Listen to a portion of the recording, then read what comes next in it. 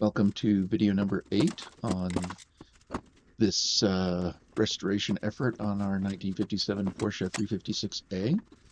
In this video, we're mostly going to be an unboxing video here where we get out a laser cleaner and welder that I'm kind of excited to use.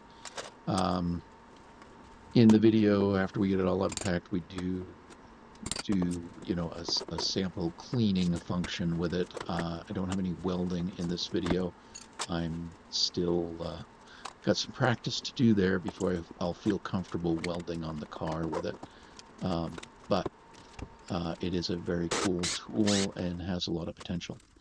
The other thing we'll have in this video is removing the windshield. So we actually get a little bit done on the car itself. Thanks for following along. Please like and just subscribe if you're enjoying the videos. Thanks again.